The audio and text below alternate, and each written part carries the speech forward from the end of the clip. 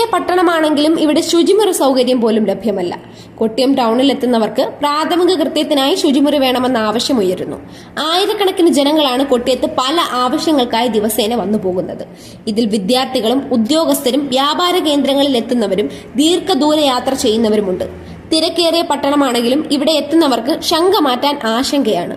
പലരും സമീപത്തെ സ്വകാര്യ സ്ഥാപനങ്ങളിലും പരിചയമുള്ള വീടുകളിലുമാണ് പ്രാഥമിക കൃത്യം നിർവഹിക്കുന്നത്. സ്ത്രീകളാണ് ഇതിന്റെ ബുദ്ധിമുട്ട് ഏറെ അനുഭവിക്കുന്നത്. ആധുനിക ശുചിമുറി വേണമെന്ന ആവശ്യം ഉയർന്നിട്ട് വർഷങ്ങളായി.